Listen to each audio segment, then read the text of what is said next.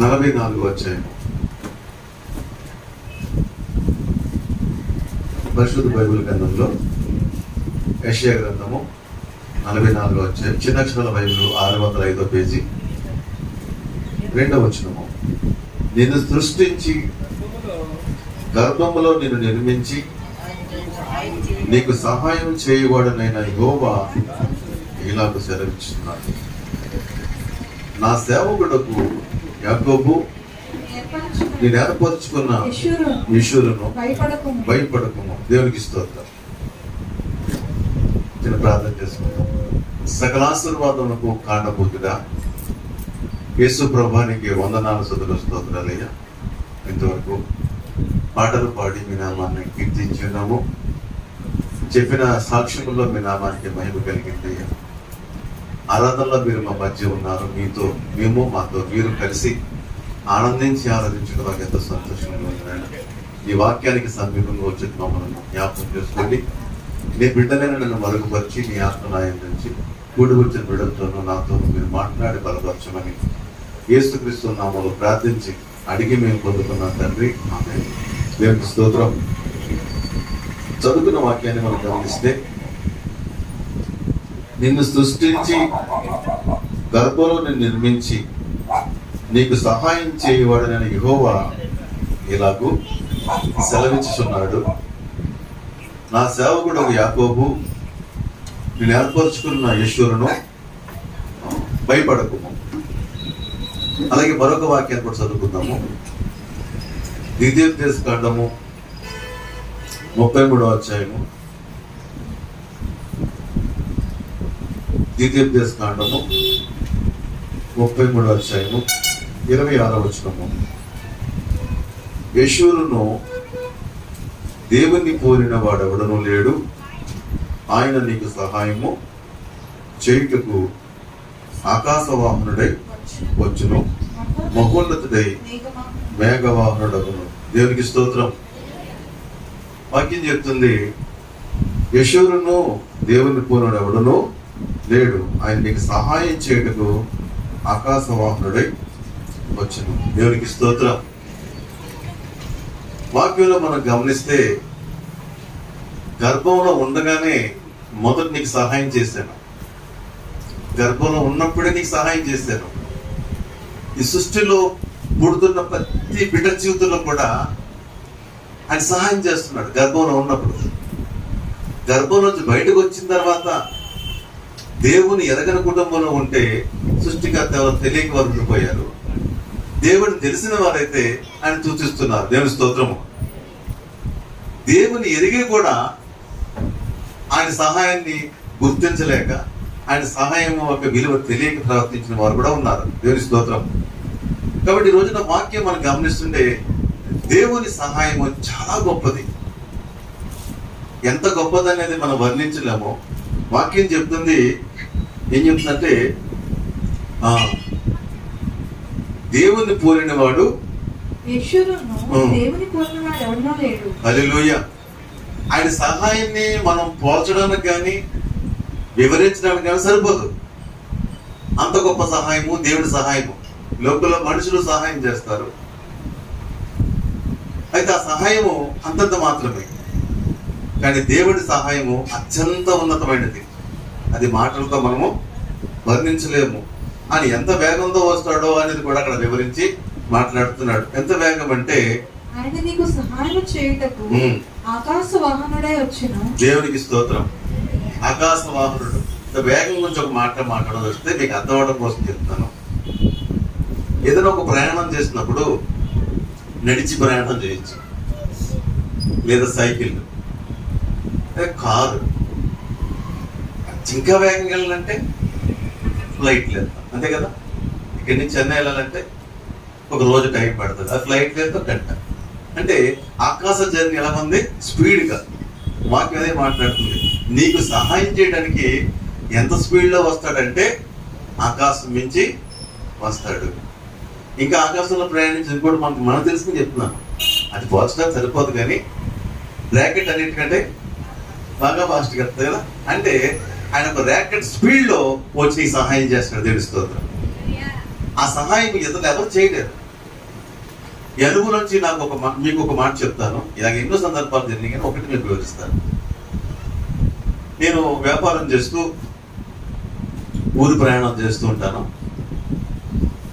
ఇదివరకట్లో నా చేతిలో టూల్ బ్యాగ్ ఉండేది. అది ఇంచుమించుకు ఒక 20 కేజీల పైన ఉంటుంది టూల్ బ్యాగ్. ఒక పక్క టూల్ బ్యాగ్, నేను వేసుకెళ్ళే ట్రావెల్ బ్యాగ్, అది కూడా 10 కేజీల దాకా ఉంటుంది. అన్ని రకాల అందులో ఉంటాయి. ఈ బరువు ఆ బరువు. ఆ రోజుల్లో 2 బ్యాగులు మోస్తున్నాను. ఒక జాకీ, ఇంత వెయిట్ వేసుకుని ఓ రోజు ఇలా ప్రయాణం ఎప్పుడు చేస్తుండేవాడిని. అయితే నా ప్రయాణం ఎప్పుడు కూడా ఎలా ఉంటుందంటే అప్పటికప్పుడు ప్రయాణాలే. ఒక రోజు ఏం జరిగిందంటే నేను ఇక్కడి నుంచి తిరుపతి వెళ్ళాలి. తిరుపతి వెళ్ళవలసి ఉంటే నాకు డైరెక్ట్ టికెట్లు దొరకలేదు శేషాద్రికి.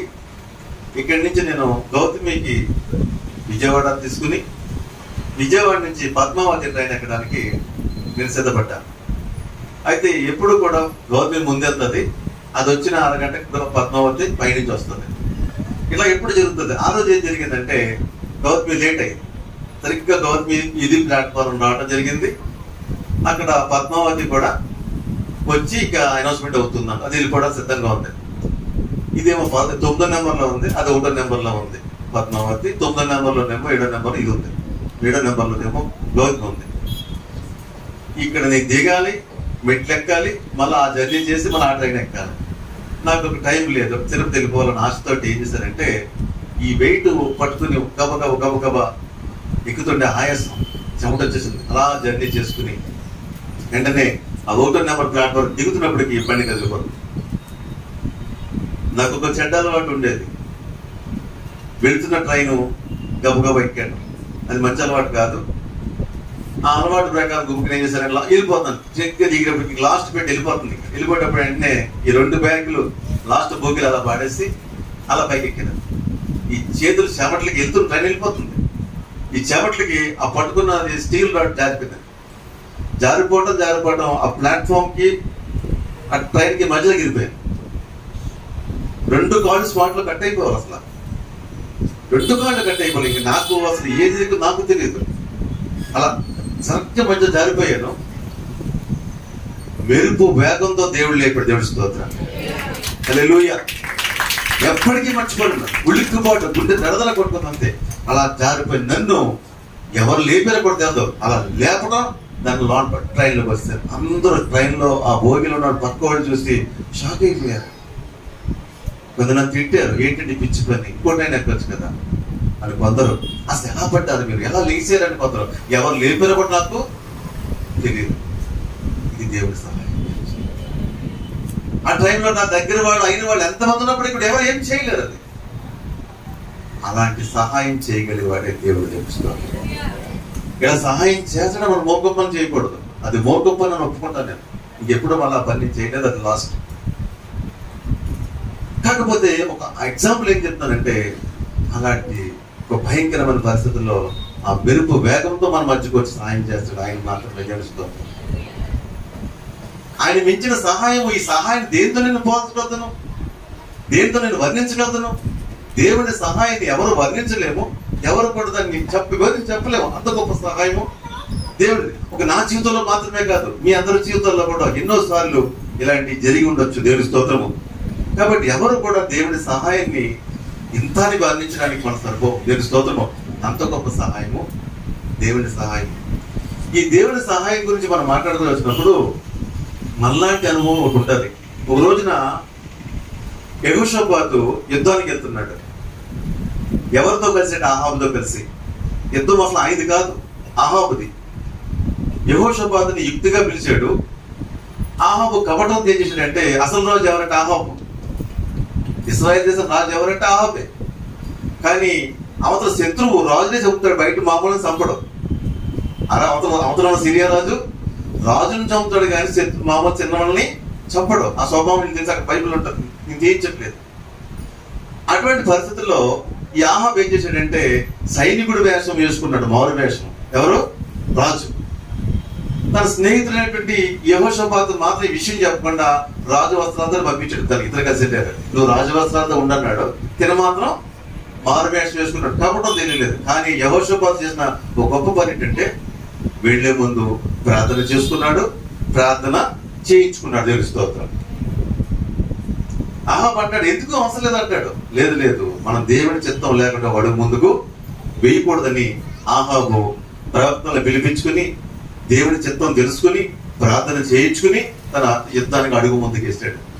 జరిగిన సంఘటన ఏంటంటే, రాజు యెహోషాపాతే అనుకుని సైన్యం అంతా మూకుపోయిందన్నమాట, చుట్టుముట్టేశారు. అందరూ కూడా రాజు సరౌండ్ చేస్తారు. ఒక్కడే మిగిలిపోయాడు. ఎవరు?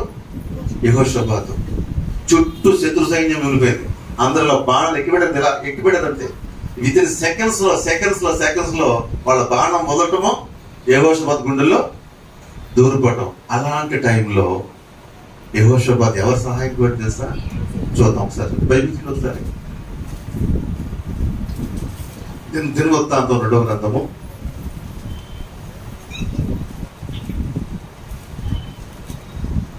18వ అధ్యాయము. దినవృత్తాంతములు 2వ గ్రంథము 18వ అధ్యాయము 31వ వచనము. కాగా చదువుమా. యెహోషాపాతు కనబడుటతోనే రథాధిపతులు అతడు ఇశ్రాయేలు రాజు అనుకుని యుద్ధము చేయుటకు అతను చుట్టుకొనివి. కానీ యెహోషాపాతు మొరపెట్టినందున యెహోవా అతనికి సహాయము చేసెను. దేవుడు అతని యొద్ద నుండి వారు తొలగిపోనట్లు చేసెను. దేవునికి స్తోత్రం. అంతే, వాళ్ళు సరెండర్ అయిపోయారు. విత్ ఇన్ సెకండ్స్ లో యెహోషాపాతు చంపేస్తారు అంతే. అలాంటి టైంలో ఎవరు సహాయం కోరుకుంటే యెహోషాపాతు గాడ్ హెల్ప్ మీ, దేవా నాకు సహాయము అంటే ఆ టైంలో ఎంత టైంలో దేవుడు రావాలి? సెకండ్స్ లో ధర్మం వచ్చాడంటే అక్కడ పరిస్థితుల్లో మార్చేసాడంతే. అందరి కళ్ళు తెరిచాడు. అతను రాజు కాదన్నాడంతే. వెంటనే వాడు సైడ్ అయిపోయాడు. ఈ అడవుల్లో వాడు బాణం ఒకటి వేసాడు. ఆ వేసిన బాణాలు తిన్నగా ఎవరిదంటే ఈ మారువేం చేస్తున్నాడు కదా వాడు తగ్గింది. గురు చూడకుండా కొడితే వెళ్ళి ఎడతలింది. ఎవడు కపటంగా ఆ ప్లాన్ చేసి వాడు తెలిసింది. హల్లెలూయా. కాబట్టి ఈ సహాయము అడిగితే ఏం చెప్తాడు యెహోషాపాతు? ఆయన సహాయం ఎంత గొప్పదో నేను మాటల్లో చెప్పలేదు. కాబట్టి మనందరి జీవితంలో కూడా నేను ఈ మాటకు నేను ఏమని వస్తున్నానంటే, ఉదాహరణకి మీకు అర్థం కావడం కోసం కొన్ని వచనం పెట్టుకుంటాను. అలాగా రాకెట్ స్పీడ్, అంతే కదా, రాకెట్ స్పీడ్ అంత వేగంతో వచ్చి యెహోషాపాతు సహాయము చేసాడు. దేవుడి స్తోత్రం. కాబట్టి మనం ఆరాధించే దేవుడు నమ్మదగిన వాడు. ఆయన సహాయం చేయట్లో ఆయన మించిన వాడు మరొకడు లేడు. ఇంకా ఆయన సహాయం గురించి కొన్ని మాటలు మనం చెప్పుకుందాము. పరిశుద్ధ బైబిల్ గ్రంథంలో నిర్గమకాండంలో ఒక సాక్ష్యాన్ని మనం విందాము. 18వ అధ్యాయం తీసి పక్కన పెట్టుకోండి, నా మాట వినండి. 18వ అధ్యాయం 4వ వచనం చూస్తే, మోషే తన మావయ్య గారు చెప్తున్నాడు. మావయ్య గారితో తన మావయ్యతో అంటాడు, మోషే దేవుని సహాయం ఎంతో గొప్పదయ్యా. నేను నమ్ముతున్న దేవుడు ఆషామాషి దేవుడు కాదు. ఎలాంటి పరిస్థితి అంటే, నేను ఒక హత్య కేసులో ఇరుక్కున్నాను ఐగుప్తులో. ఆ హత్యానేరము బయలుపడిపోయింది. నేను చంపానని తెలిసింది. వెంటనే నా మీదకి మరణశిక్ష వచ్చింది. చనిపోవలసిన వ్యక్తిని దేవుడు నన్ను ఆ మరణశిక్ష నుండి తప్పించాడు. దేవుని స్తోత్రం. చూడండి ఒకసారి చూద్దాం. ఒకసారి 4వ వచనం నిర్గమకాండము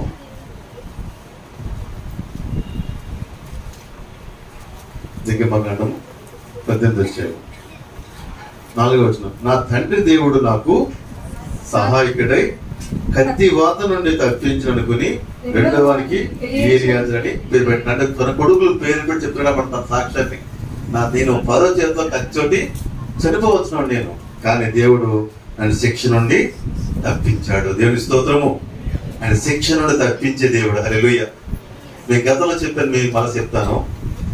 రాజమండ్రి సెంట్రల్ చరిత్ర ఖైదీలు ఉండేవారు, విజయవర్ధన్రావు, చలపతిరావు.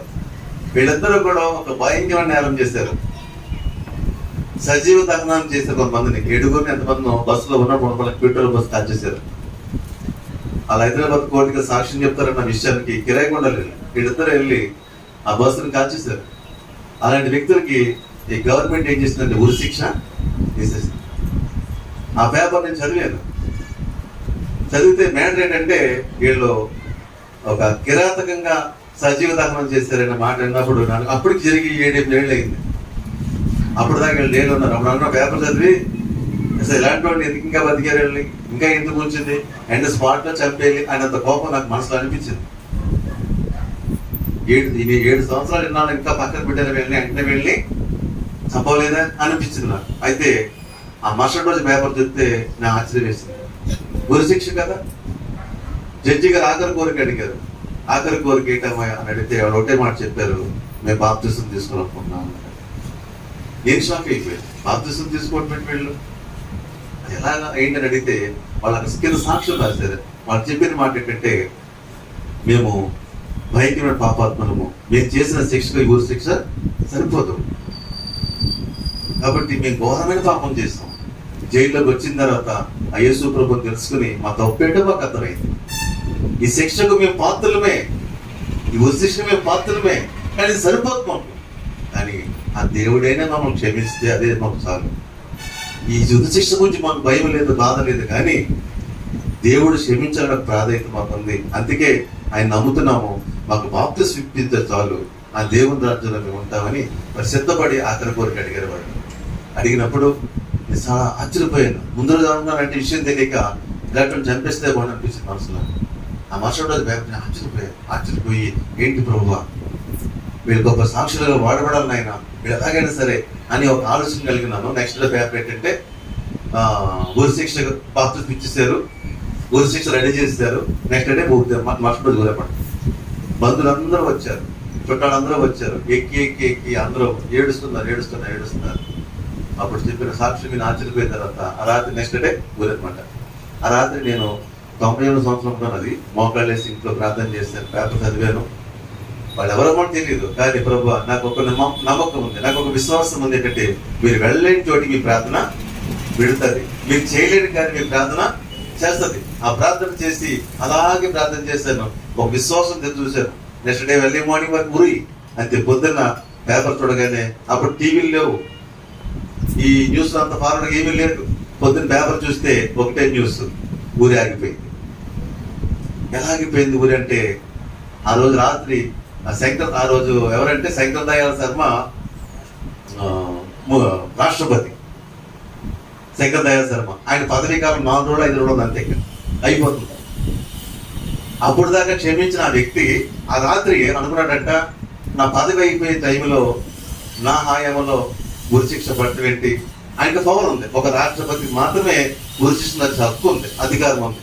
ఆయన అన్నాడంట, ఎందుకో రాత్రి పడుకున్నాడంట. పడుకుంటే 9-10 గంటలకి ఆయన మొదలో ఏదో మెదిలేస్తుంది, వాళ్ళు క్షమిస్తే పోయే కదా, ఆ ఉరి రద్దు చేస్తే పోయే కదా అనుకుని మనసుకు బలమైన ప్రేరణ వచ్చేసి వెంటనే ఆ రోజు ఏం చేశాడంటే నైట్ లెగిసి వెంటనే ఉరి రద్దు చేసేసి ఒక ఫ్యాక్స్ లో పంపించాడు మ్యాటర్ అంతే. ఆ ఫ్యాక్స్ ఎక్కడ ఢిల్లీ నుంచి హైదరాబాద్ రాయడం వచ్చింది. తెల్లవారి ఇప్పుడు గురి రద్దు అయిపోయింది. చెప్పకూడదు. కాబట్టి నేను చెప్తున్న ఒక మాట ఏంటంటే, మనం వెళ్ళలేని చోటు మన ప్రార్థన వెళ్తుంది. నేను ఢిల్లీ వెళ్ళలేను, కనీసం ఢిల్లీ వెళ్ళిన రాష్ట్రపతి గుమ్మందని తాకలేను, వాళ్ళ గోడ కూడా తాకలేను. ఆ అధికారం అంత శక్తి మనకు లేకపోవచ్చు. మన ప్రార్థనకు శక్తి ఉంది తెలుసుకోవచ్చు. మన ప్రార్థన వెళ్ళవలసిన చోటుకి వెళ్తుంది, కదిలించవలసిన వ్యక్తి కదిలిస్తుంది దేవుని స్తోత్రము. కాబట్టి మనం విశ్వాసం కలిగి ఉండాలి. ఆ రీతిగా దేవుడు అద్భుతంగా వారి శిక్ష రద్దు చేశాడు. అలాగే ఆ సాక్ష్యం నేను ఎవరు చెప్పాడు, ఓత్ని అని చెప్పాను. మన చర్చలో ఓత్ని అబ్బాయి వచ్చాడు. ఆ అబ్బాయి కూడా అదే హత్యా కేసులో ఇరుక్కున్నాడు. A1 మొత్తాయి జీవితం ఖచ్చితంగా పడిపోవాలి, అంత పక్కన పని సాక్ష్యాలు ఉన్నాయి. నేను బలపరిచాను. మన చర్చకు వచ్చాడు, 2-3 సంవత్సరాలు ఉన్నాడు. ఎంతో బలంగా అయితే నేను కన్నీరు కాచి ప్రార్థన ఆ బిడ్డ కోసం కన్నీరు సంఘమంతా ప్రార్థిస్తాను. అద్భుతంగా ఆ బిడ్డ కేసు పుట్టేకటి దేవుడి స్తోత్రం. కాకపోతే ఆ విషయంలో ఆ బిడ్డ కృతజ్ఞత లేకుండా వీళ్ళ దేవుని దూరంగా ఉన్నాడు. అదే నాకు బాధ. సరే, ఏదైనప్పటికీ కూడా నేను ఒక మాట చెప్తానంటే, మోషే అంటాడు, నాకు రావాల్సిన శిక్ష దేవుడు తప్పించాడు తెలుస్తుంది. ఆయన సహాయం చేయగలడు. జడ్జిలు సహాయం చేయలేకపోవచ్చు, లాయర్లు సహాయం చేయలేకపోవచ్చు, రాజులు సహాయం చేయలేకపోవచ్చు, దేవుడు సహాయం చేస్తాడు. అది మోసే సాక్ష్యం. అది ఎలాగొచ్చే జర్నీ అంటే, ఐగుప్తు నుంచి మమ్మల్ని అద్భుతాలు చేసి దేవుడు అర్పించాడని తన మాంగాతో సాక్ష్యము ఇస్తున్నాడు. హల్లెలూయా. కాబట్టి దేవుని సహాయం చాలా ఉన్నతమైనది. అది మనం మాటలతో వర్ణించలేము. ఆయన సహాయం అంత గొప్పది. ఇలాంటి అనుభవాలు మన చేతిలో ఎన్నో ఉన్నాయి. దేవుని స్తోత్రము. ఇంకా దేవుడి సహాయం గురించి ఉన్నటువంటి విషయాలు మనం మాట్లాడుకోవాల్సి వస్తే, మనము దావీదు విషయంలో మాట్లాడతాడు. ఏమంటాడంటే, ఒకసారి చూద్దామా, రెండవ సమూయేలు గ్రంథము 22 అధ్యాయము 30 వచనము. సమూయేలు 2వ గ్రంథము 22 అధ్యాయము. ఈ సహాయము చేత నేను సైన్యములను జయింతును, నా దేవుని సహాయము వలన నేను ప్రాకారములను దాటుదును. హల్లెలూయా. వాక్యం చెప్తుంది, నీ సహాయము చేత సైన్యములను జయింతును, నా దేవుని సహాయం వలన నేను ప్రాకారములను దాటుదును. దేవుని స్తోత్రం. మన జీవితంలో కొన్ని వ్యతిరేక పరిస్థితులు వస్తూ ఉంటాయి. మనం అడ్డుపరిచేవారు, ఆటంకపరిచేవారు, మనం ఓడించడం ఎదురవుతారు. సైన్యం అది. మన ఓటమి చూడాలని, మనం పతనం చేయాలని ఎంతో మంది ప్రయత్నం చేస్తూ ఉంటారు. అయితే దావీదు అంటాడు, నాకు ఎదురైనప్పటికీ కూడా సైన్యాన్ని నేను జయిస్తాను. ఎవరి వలన?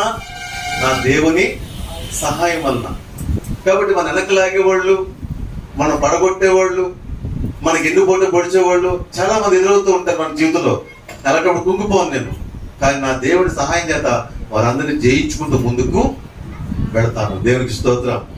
ఈ దావీదు సాక్ష్యం ఇస్తున్నాడు. మరొక మాట అంటాడు, ఇక్కడ ప్రాముఖ్యమైన చూద్దాము. నా దేవుడి సహాయం వలన నేను ప్రాకారములను దాటుదును. ప్రాకారములు అంటే అడ్డులు. నేను ముందుకు వెళ్ళకుండా అడ్డులు, చాలా అడ్డులు ఉంటాయి. అయితే అలాంటి అడ్డు కూడా నేను దాటుకుంటూ వెళ్తాను. దేవుని స్తోత్రము. కాబట్టి మన జీవితంలో ఒక అడ్డు వచ్చిందని, ఎవరో మనకు ఆటంకం కలిగిస్తున్నారని, ఎవరో మనల్ని వెనకలాగుతున్నారని, ఎవరో మనం దూషించారని, ఎవరో ఏదో అన్నారని మన జీవితంలో పిరికి పనులు చేయకూడదు. కొంతమంది చిన్న చిన్న విషయాలకి ఆత్మహత్యలు చేసుకోవడం, వారి జీవితాలని నాశనం చేసుకునే పని చాలా మంది ప్రయత్నం చేస్తూ ఉంటారు. కాబట్టి మనము ఈ అడ్లన్నీ తొలగిపోతాయి. అడ్లన్నీ తొలగిస్తాడు దేవుడు. ఎవరి వల్ల? ఆయన సహాయం వల్ల. కాబట్టి నీకు ఎదురవుతున్న అడ్డును బట్టి, నీ ఎదురవుతున్న సైన్యాన్ని బట్టి, శత్రువుని బట్టి నువ్వు భయపడద్దు. పరిస్థితులను బట్టి కానీ, అడ్డగిన పరిస్థితులను బట్టి కానీ భయపడద్దు. నువ్వు ధైర్యంగా ఉండు. దేవుని స్తోత్రం. ఎందుకంటే ఆయన సహాయము గొప్పది. ఆయన సహాయాన్ని వేడుకో. ఆయన సహాయం ద్వారా నువ్వు జయిస్తావు, ముందుకు వెళ్తావు. దేవుని స్తోత్రము. కాబట్టి దేవుడి సహాయము ఎంతో గొప్పదని దేవుని వాక్యము తెలియజేస్తుంది. మరొక విషయాన్ని చెప్పి మనం ఇక్కడ ముందుకెళ్ళిపోతాము. మరి ఒక రోజున గిద్యోను గురించి మనం మాట్లాడుకోవాల్సి వస్తే, న్యాయాధిపతుల గ్రంథము 6వ అధ్యాయము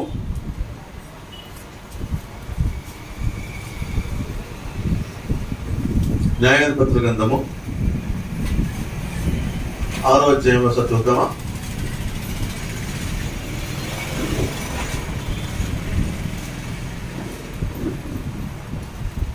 ఆరో అధ్యాయంలో అక్కడ జరిగిన సంఘటన మనం చూస్తే 15వ వచనం చూద్దాము. చిత్తమున ఏలినవాడా, దేని సహాయము చేత నేను ఇశ్రాయేలును రక్షింపగలను. నా కుటుంబము మనష్షే గోత్రంలో ఎన్నికలేనిదే. నా పితరుల కుటుంబంలో నేను కనిష్ఠుడనై ఉన్నానని ఆయనతో చెప్పాను. దేవుడికి స్తోత్రం. ఇక్కడ ఒకసారి మన ఈ సంఘటన చూద్దాము. ఆ బైబిల్ పెట్టుకోండి, బైబిల్ చూడొద్దు. ఒకసారి నా వైపు చూడండి. దేవుని స్తోత్రము. అక్కడ జరిగిన సంఘటన ఏంటంటే, ఇశ్రాయేల్ ప్రజల్ని మిద్యానీయులు, శత్రువులు ఏం చేస్తారంటే వాళ్ళు ఆటంకపరుస్తున్నారు. మిద్యానీయుల చేతిలో బందీలుగా అయిపోయారు. ఓడిపోయారు. మిద్యానీయుల చేతిలో ఇశ్రాయేల్ ప్రజలు ఓడిపోయారు. ఓడిపోయి శేషించిన జనాంగము దూరంగా పారిపోయి ఆ కోణంలో బతుకుతున్నారండి. ఒక మనిషి బ్రతకాలంటే మొదటగా కావాల్సిన నీరు, ఆహారమే కదా. ఆ నీరు, ఆహారం కోసం ఎక్కడికో వెళ్ళిపోయి అలా బతుకుతున్నారు. ఆ దొరికిన కింద పంట తిందామంటే అది కూడా వాళ్ళు పాటు చేస్తున్నారు. అలాంటి పరిస్థితుల్లో గిద్యోను ఏం చేశాడంటే, తన బ్రతకడం కోసం, తన కుటుంబాన్ని బతికించుకోవడం కోసం కొద్దిపాటి ఆహారం పెట్టినెళ్ళి ఆ చాటున అతను తినడానికి సిద్ధపడుతున్నాడట. అక్కడ కూడా శత్రువులు వచ్చారట. అలాంటి దాక్కుని భయపడేటువంటి గిద్యోన్ని దేవుడు ఏమన్నా చేస్తా, ఓ గిద్యోను ఇలా రా అన్నాడు. అసలు గిద్యోను ఏ పొజిషన్ ఉన్నాడు? భయపడే పరిస్థితిలో ఉన్నాడు. శత్రువుకు భయపడుతున్నాడు, పరిస్థితికి భయపడుతున్నాడు. వాళ్ళకు దూరంగా పారిపోయి ఒక చాటును బతుకుతున్నాడు. ఎవరు? గిద్యోను. ఆ గిద్యోనుతో దేవుడు మాట్లాడుతున్నాడు, ఓ గిద్యోను ఇలా రా, నువ్వేం చేస్తావంటే ఇశ్రాయేలు ప్రజల్ని నువ్వు విడిపించాలయ్యా, నువ్వు నాయకత్వం వహించాలి, నువ్వే వారిని జయించాలి అంటున్నాడు. అప్పుడు గిద్యోను అంటాడు, నేను బతకడం కోసం, నా కుటుంబం బతకడం కోసం చాటుకు వచ్చి భయపడి బతుకుతున్నాను, నేను వారిని జయించడం ఏంటి అంటే వాళ్ళు మాట్లాడుతున్నాడు ఏంటంటే దేని సహాయం చేత నేను జయిస్తాను, దేని సహాయం చేత ఇశ్రాయేల్ని విడిపిస్తానంటున్నాడు. నాకు ఆ సహాయం ఎవరిస్తారు? నాకు ఎవరు సాయం చేస్తారు? ఎవరు సాయం చేస్తారు? ఈ లోకంలో చాలా మంది నాకు ఎవరు సాయం చేస్తారండి అనేవాళ్ళు చాలా మంది ఉన్నారు. ఒక జాబ్ కావాలంటే నాకు ఎవరు రికమెండేషన్ చేస్తారు, ఎవరు జాబ్ చేస్తారు? ఏదైనా ఒక వ్యాపారం చేద్దామంటే నాకు డబ్బులు ఎవరు సాయం చేస్తారండి, నాలుగు ఎవరు చేస్తారు అని చాలా మంది ఇటువంటి ఆలోచన కలిగి ఉన్నారు. నాకు ఎవరు సాయం చేస్తారు, నాకు ఎవరు సాయం చేస్తారు? నిజమే, మన పరిస్థితులను బట్టి, మన స్థితిగతులను బట్టి మనకి ఎవరు సహాయం చేయకపోవచ్చు, మనకి ఎవరు రికమెండేషన్ చేయకపోవచ్చు, మన సహాయం చేసే మనుషులు లోపల లేకపోవచ్చు. కొన్ని విషయాలు అంటాం కదా, మేము ఇన్స్టా గారు చెప్పి ఉద్యోగం వేయించుకున్నాం అంటారు. మా తాలూకైనా పలానా బ్యాంకులో చేస్తున్నా ఆయన రికమెండ్ చేస్తే మాకు ఇంత లోన్ వచ్చిందంటారు. మా తెలుసున్న ఆయన అక్కడ చేస్తున్నాయంటే ఆయన రికమెండ్ చేస్తే మాకు జాబ్ వచ్చిందంటే, ఇలా ఎన్నో రికమెండేషన్ లోపల పనిచేస్తూ ఉంటాయి. కానీ మన చింతలు అటువంటి ఏమీ ఉండవు. మాకు ఎవరు ఉన్నారండి సాయం చేయడానికి? మమ్మల్ని చూస్తే ఇచ్చేవాడు కూడా ఎవడు మాకు.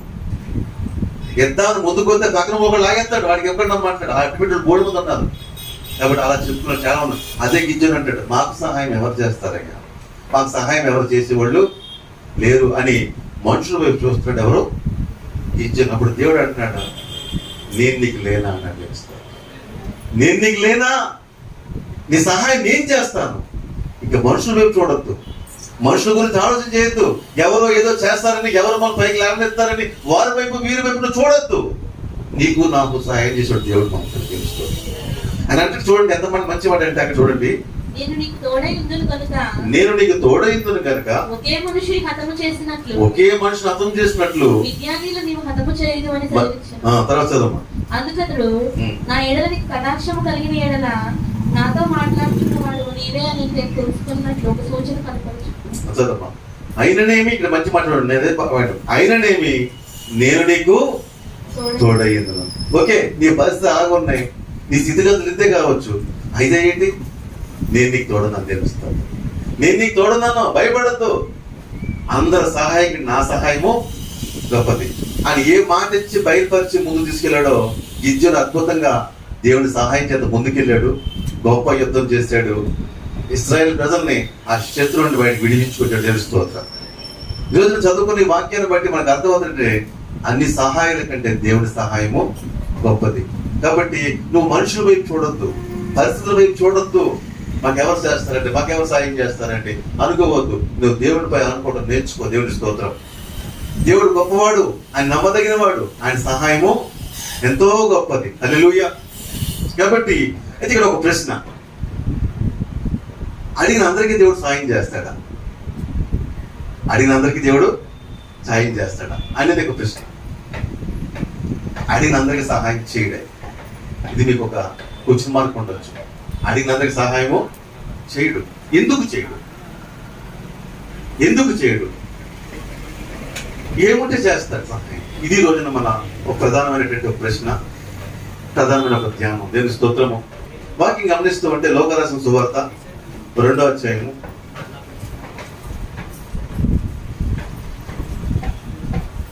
2వ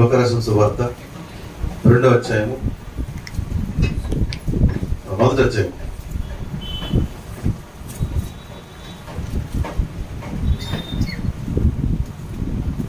ఒక లేఖనంతో కొన్ని మాట ఉంటుంది.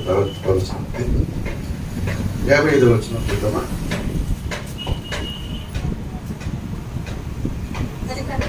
ఆయన తన సేవకుడైన ఇశ్రాయేలునకు సహాయము చేశాను. దేవుని స్తోత్రం. ఎవరికి సహాయం చేశాడట? ఇశ్రాయేలునకు సహాయము చేశాడట. ఇలా మనం చదువుకున్న వాక్యం చెప్తుంది, యెషూరు నువ్వు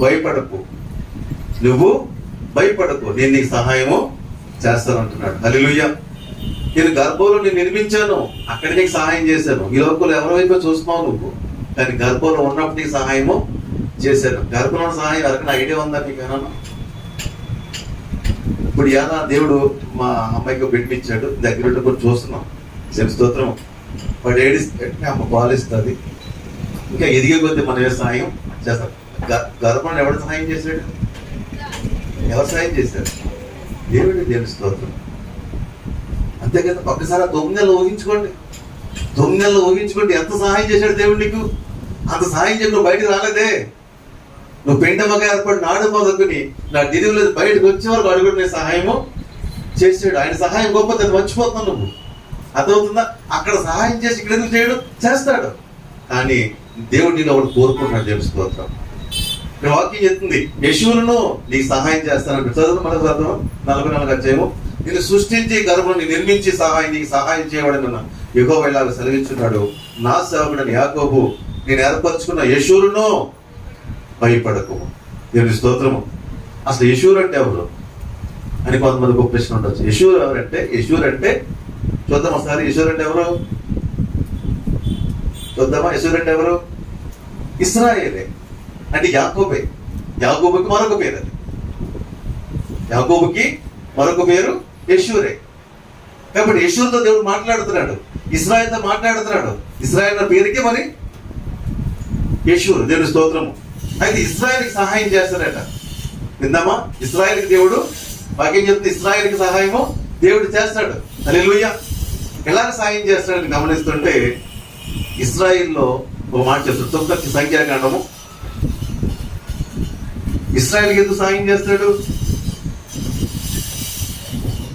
సంఖ్యాకాండము 23 అధ్యాయం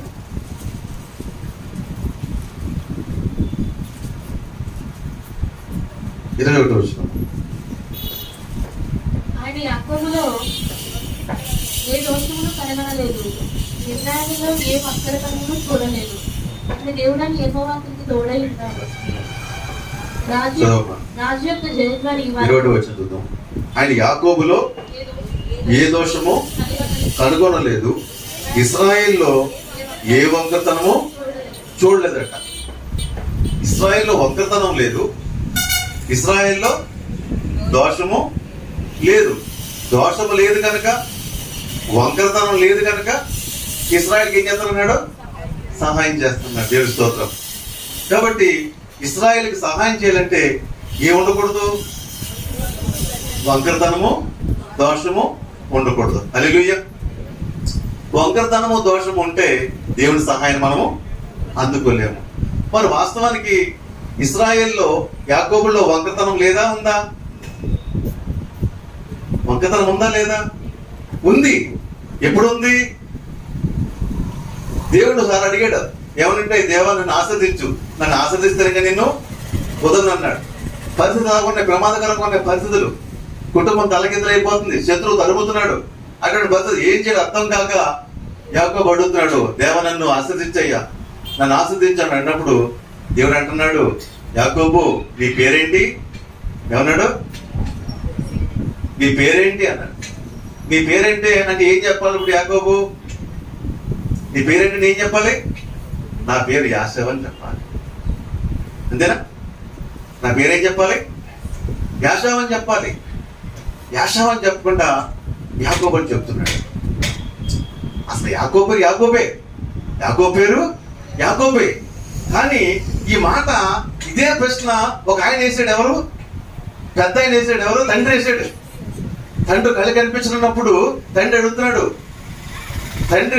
నా కుమారుడా నేను తడుగుతుంటే యాషావులాగా ఉన్నావు, స్వరమేమో యాకోబులాగా ఉంది, స్వరం చూస్తేనేమో నువ్వు యాకోబులా కనబడతావు. ఆ డౌట్ తడివేడలాగా. తండ్రి కళ్ళు కనబడట్లేదు, కళ్ళు కనబడక తడివితే యాషావుకి ఏంటంటే చర్మం మీద వెంట్రుకలు ఎక్కువ, రోమములు ఎక్కువ, వెంట్రుకలు ఎక్కువ. కాబట్టి తల్లి మేకప్ చేసింది.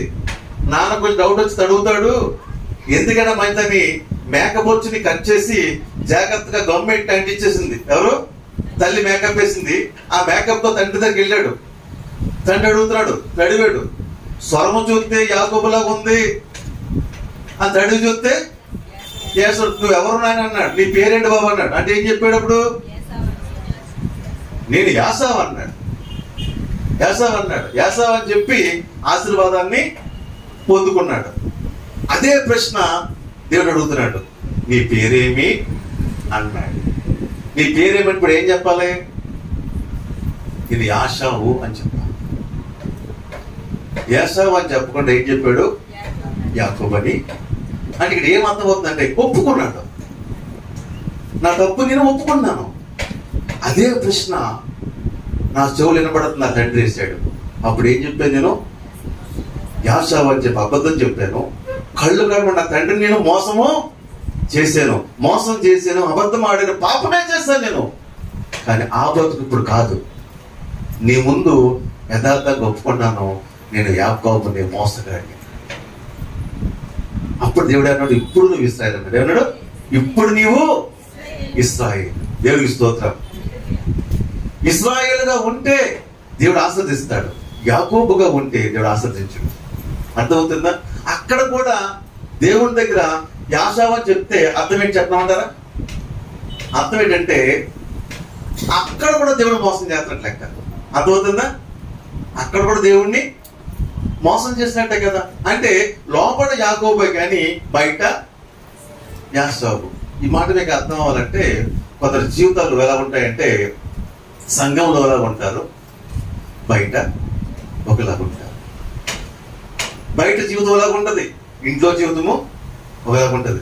పగలు ఒకలాగా ఉంటారు, రాత్రులు ఒకలాగా ఉంటారు. కొందరి జీవితాలు నిగరం లేని జీవితాలు, చెప్పేదానికి చేసే సంబంధము లేవు. అలాంటి జీవితాలు చాలా మంది జీవిస్తున్నారు. కానీ అలాగే జీవిస్తూనే దేవుని ముందు అలాగే ఒప్పుకుంటారు. నేను మంచోడిని, నేను పెర్ఫెక్ట్ ఒప్పుకుంటారు. అయితే అది మనుషులుగా చెల్లిపోతుందేమో, దేవుని దగ్గర చెల్లుబాటు కాదు. దేవుని దగ్గరకు వచ్చినప్పటికీ విధార్థంగా ఒప్పుకోవడం నేర్చుకో. ఎప్పుడైతే నీ పాపపు జీవితాన్ని దేవుని ముందు ఒప్పుకుంటావో అప్పుడే నువ్వు దీవించబడతావు. దేవుని స్తోత్రము. ఒప్పుకున్నాడు యాకోబు. దేవుడి పేరు తెలియదా దేవుడికి? యాకోబు పేరు దేవుడు తెలియదా? తెలుసు.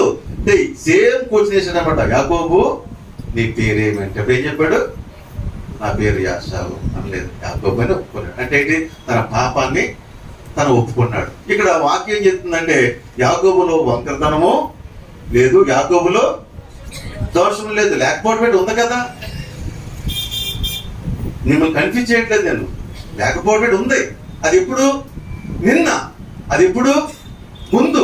ఇప్పుడు లేదు. దేవుని స్తోత్రం. ఇది క్రైస్తవుడి జీవితం. దేవుని స్తోత్రం. ఒకప్పుడు పాపంతో ఉన్నామేమో, ఒకప్పుడు లోకంలో ఉన్నామేమో, కానీ దేవుని దగ్గరికి వచ్చినప్పుడు నువ్వు పెట్టుకున్నావు. దేవుని స్తోత్రం. అప్పుడే నువ్వు దీవించబడతావు. దేవుడి సహాయం, ఎందుకు గొప్ప సహాయాన్ని దొరకాలంటే దేవుడు కోరుకున్న జీవితం నీలో ఉండాలి. దేవుని స్తోత్రం.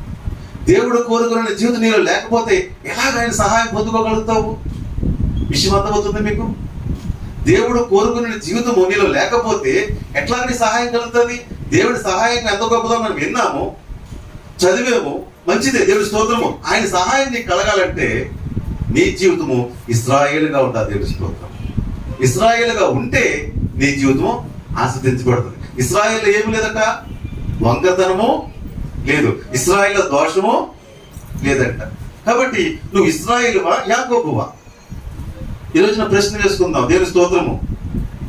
యాకోబు అంటే అర్థము మోసగాడని అర్థం, ఇశ్రాయేల్ అంటే దేవుని ప్రజలని అర్థము కదా. ఈ రోజున ఏ జీవితంలో ఉన్నావు అని ప్రశ్న వేస్తున్నాడు. నువ్వు ఇశ్రాయేలుగా ఉంటే దేవుని సహాయము, దేవుని ఆశీర్వాదం నీ ఇంట ఉంటుంది, నీ జీవితంలో ఉంటుంది. దేవుని స్తోత్రము నీతో ఉంటుంది.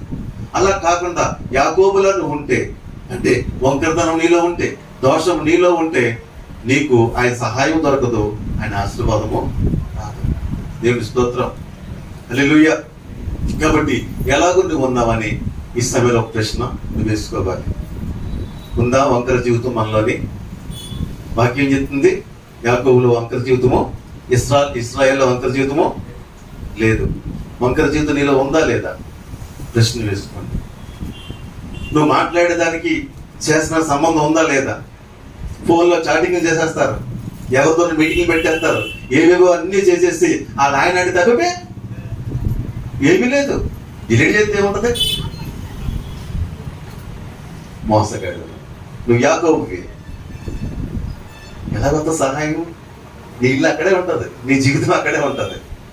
ఎందుకు? నీ పాప నీళ్ళని ఉంది కాబట్టి.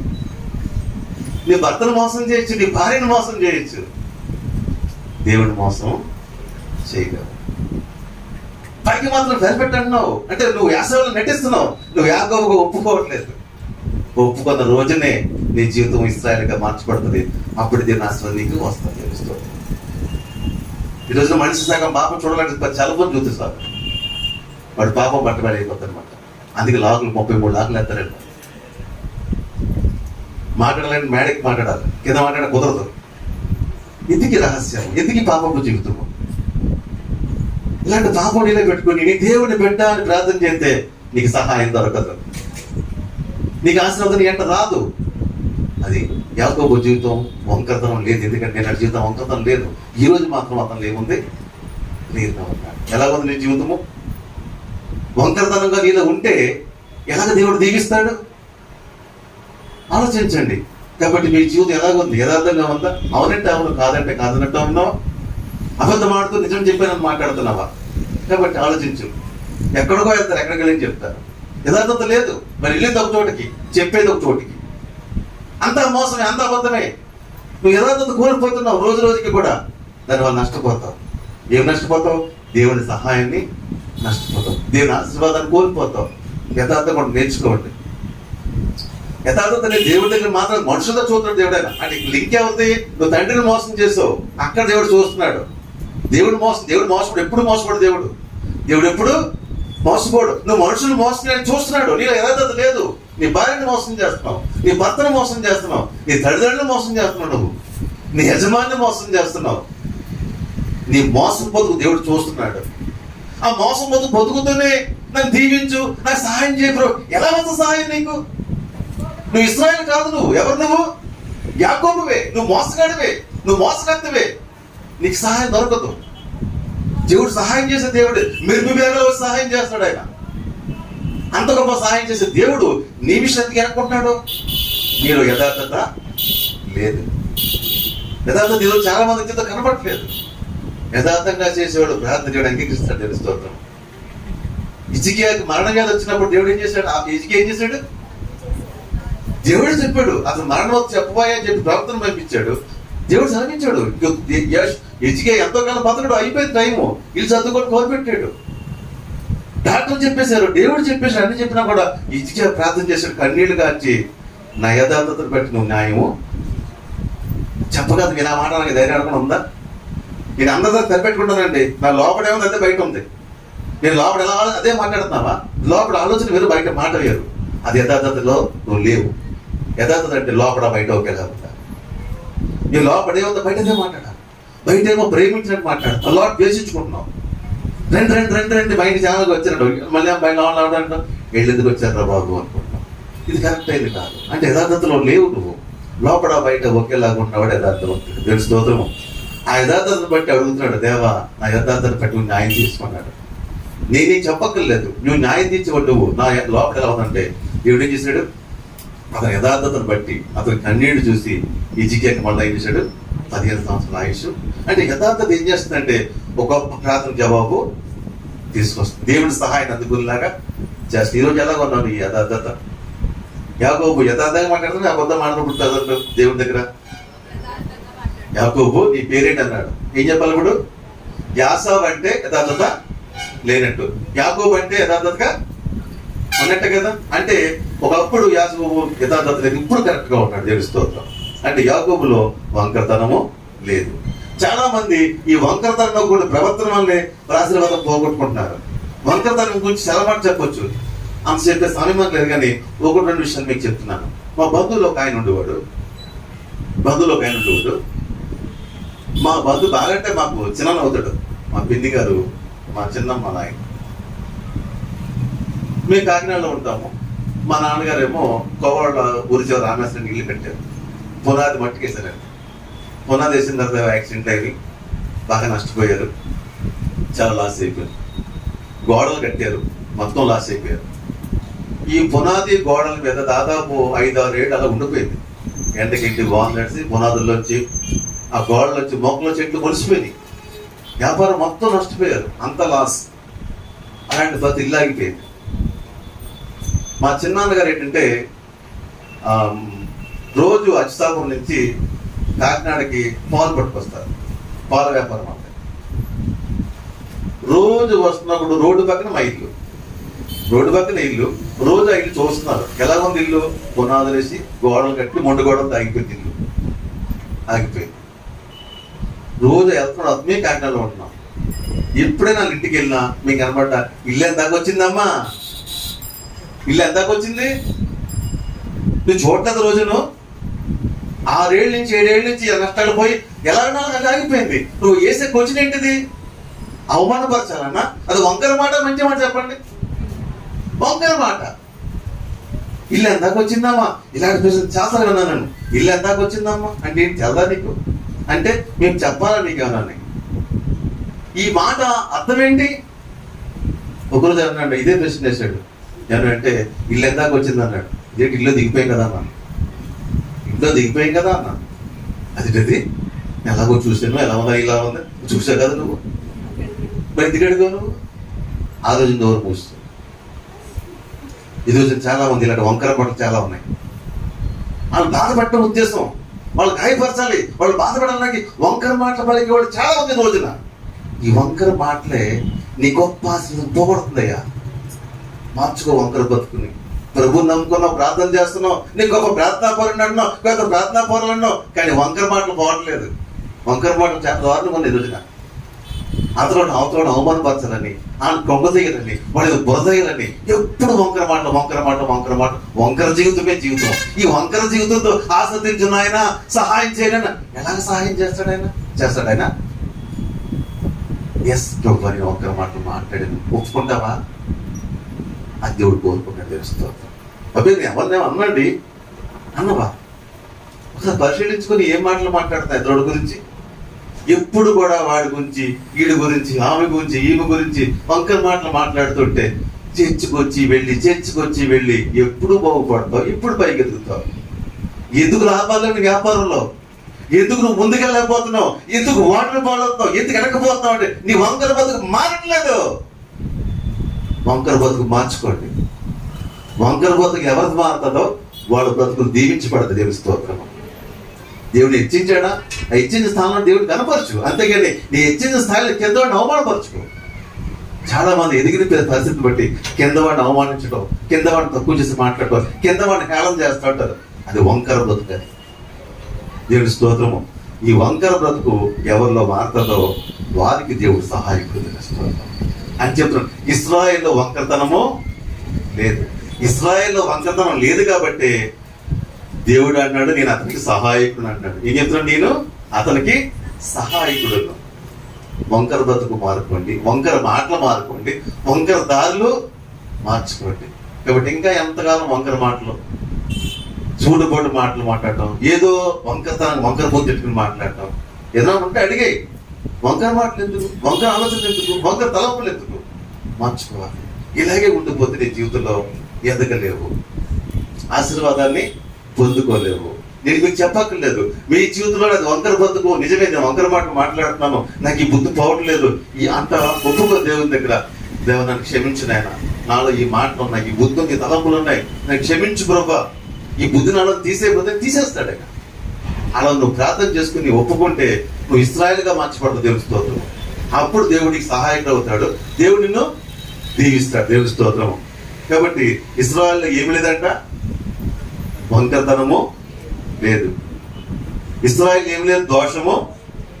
ఒకప్పుడు దోషం ఉంది, ఒకప్పుడు వంకర బతుకు ఉంది. ఈ రోజు నీ వంకరతనము లేదు. దేవుని స్తోత్రం. ఈ మధ్యలో ఒక మాట మీకు జ్ఞాపకం చేస్తున్నాను. ఈ వంకరతనము అనే దాని గురించి ఇంకొకటి 2 విషయాలు మీరు చెప్పాలి మీ సైడ్ నుంచి. దాని ఎగ్జాంపుల్గా ఇటు సైడ్ ఒక మాట, అటు సైడ్ ఒక మాట, ఇటు సైడ్ చెప్పండి అమ్మా. నా మాట మీకు అర్థమైంది? వంకరతనం అనేది ఉంది కదా, మీకు అర్థమైంది? పాయింట్ అర్థమైందా? వంకరతనం అనే మాటకి ఒక ఎగ్జాంపుల్ ఒకటి చెప్పండి. నేను మీకు చెప్పాను మా చిన్నాన్న గారి గురించి అలా మాట్లాడేదా అంటే మాట చెప్పి చేస్తారన్న ఉద్దేశం కాదు, సొసైటీలో ఉన్న విషయాన్ని అడుగుతున్నాను.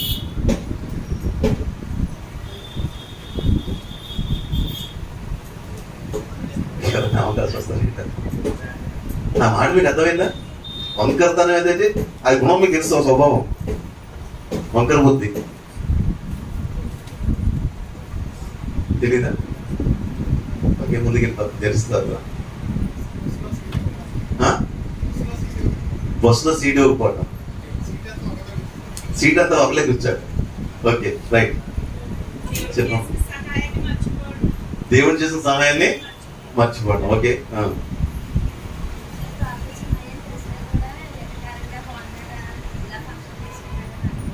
ఇంట్లో ప్రాబ్లం తీసుకోవడా, ఎటకారంగా అడగడం. రైట్ రైట్, మంచి మాట చెప్పింది. రైట్, కష్టాలు ఉన్న వాడికి ఆడ బాధల్లో ఉంటే పిన్ని నేను నెక్లెస్ చూసాను, నెక్లెస్ నీకు నెక్లెస్ ఎట్టు ఇచ్చే కాదు, నెక్లెస్ కష్టం మనం చెప్పప్పుడు ఆనందిస్తాడు దేవుడు.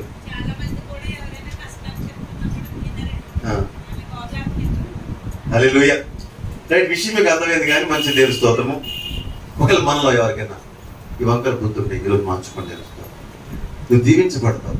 నీ ఉద్యోగంలో, నీ వ్యాపారంలో, నీ కుటుంబంలో నువ్వు హెచ్చించబడాలంటే ఈ వంకర బతుకు మారాలి. అందుకే వాక్యం చెప్తుంది, అష్టగ్రామం అంటది, వంకర మార్గం తిన్నవాళ్ళ దేవుని స్తోత్రం. ప్రతి పల్లము పోర్చుపడాలి, ప్రతి కొండ అడగాలి. కాబట్టి అటువంటి బతుకు మనలోకి రావాలి. దేవుని స్తోత్రము. ఇంకొక స్వభావం చూసుకుని మనం ముందుకు వెళ్ళిపోదాం, సమయం పోతుంది. హల్లెలూయా. సంఖ్యాకాండంలో ఇంకో మాట ఇక్కడ ఉంది, యాకోబులో ఏ దోషము కనుగొనలేదు. ఇక్కడ ఒక మాట నేను జ్ఞాపం చేయలు, మళ్ళీ నేను చెప్తున్నాను. యాకోబులో ఏ దోషం కనుగొనలేదు, ఇశ్రాయేల్లో ఏ వంకతనం చూడలేదంటే దేవుడు. నేను ఉంది కదా, ముందు ఉంది కదా. మరి దేవుడు ఏం చేశాడు? వాటిని క్షమించేశాడు. ఏం చేశాడు? క్షమించేశాడు. వాటిని మర్చిపోయాడు. యథాగతి దేవుడికి ఉదయిస్తున్నాడు. విషయం అర్థం చేసుకోండి. నిన్నటి జీవితంలో నువ్వు దోషివే, నిన్నటి రోజు నువ్వు పాపవే, నిన్నటి రోజు నువ్వు పాపం చేసిన వ్యక్తివే. కానీ ఈరోజు ఒప్పుకున్నావు, క్షమాపణ కోరుకున్నావు. దేవుడి చేత నిన్ను ఆశ్రదిస్తున్నాడు, నీకు తోడే ఉన్నాడు. దేవుడి స్తోత్రం, మంచిది. హల్లెలూయా.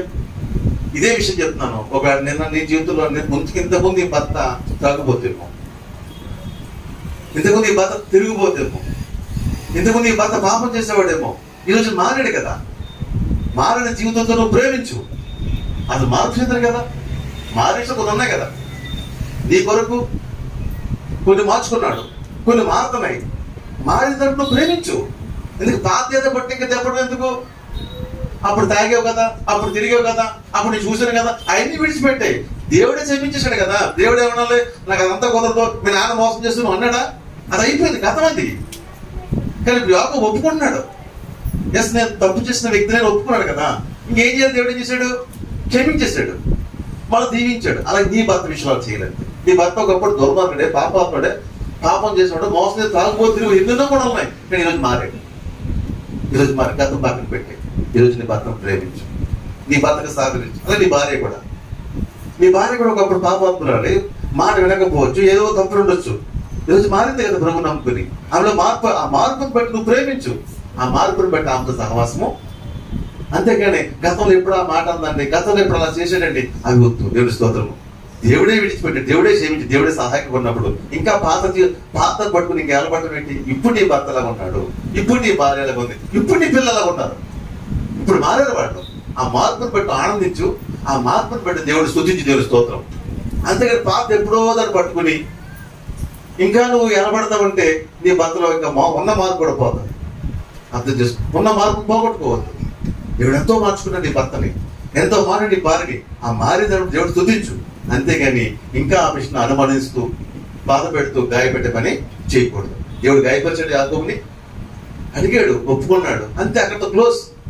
విషయం క్లోజ్ చేశాడు. నేను నీకు సహాయం చేస్తాను, నీకు హెల్ప్ చేస్తాను, నేను నీకు సహాయం నీకు చేస్తాను. హల్లెలూయా. కాబట్టి ఇదే విషయం దేవుని బట్టి మనం గమనించాలి, పాటించాలి. హల్లెలూయా. ఇంకా ముందుకెళ్దాం.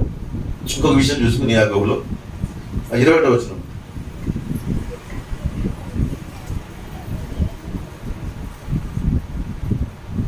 అదే వచ్చిన సంఖ్యాకాండం.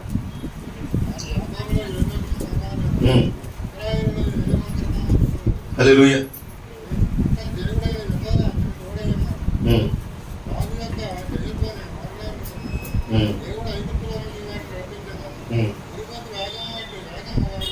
హల్లెలూయా. అక్కడ ఒక మాట అంటాం వినండి.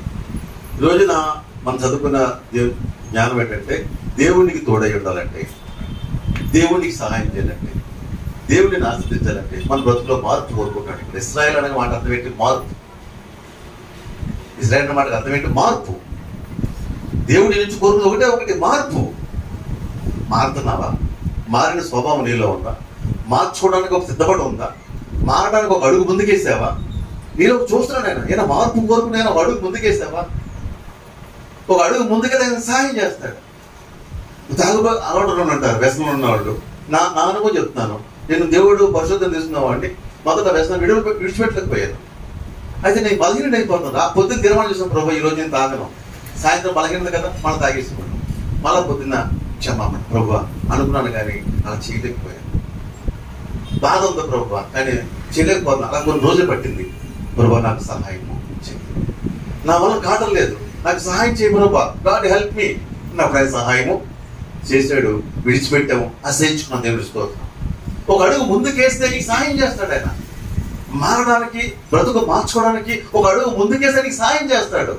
ఆయనకి తోడుగా ఉంటాడు. ఇక్కడ మనం చదువుకున్న వాక్యం అంటే ఇశ్రాయేల్లో దేవుడు మార్పు చూస్తున్నాడు. తెలుసుకోవాలి, నీలో మార్పు ఉంటే దేవుడు ఆశీర్వదిస్తాడు, దేవుడికి తోడుగా ఉంటాడు. హల్లెలూయా. ఇంకొక మాట చూస్తే యాకోబులో ఒక గొప్ప కోణం ఏంటంటే, యాకోబులో రాజు యొక్క జయధ్వని వారిలో ఉన్నది. దేవుని స్తోత్రము. అంటే రాజు యొక్క స్వభావము, రాజు యొక్క జయగుణము ఎవరిలో ఉందంట? ఇశ్రాయేల్లో ఉంది. దేవుని స్తోత్రం. ఇది చాలా ప్రాముఖ్యమైన విషయం అండి. అది ఇశ్రాయేల్ అంటే ఏముందంట? రాజు యొక్క జయధ్వని వారిలో ఉంది. అంటే రాజు ఎప్పుడు కూడా యుద్ధం చేసే స్వభావం కలిగిన రాజు ఎప్పుడు కూడా మనం జయించాలి, మనము జయించాలి. ఆ రాజ్యాన్ని మనం జయిస్తాం, ఈ శత్రువుని మనం జయిస్తాం, ఈ కోటను మనం జయిస్తాం అనే ఉద్దేశం ఎప్పుడు రాజు ఎప్పుడు కూడా, రాజు ఎప్పుడు అదే ఉద్దేశంతో ఉంటాడు. రాజు ఏమంటాడు?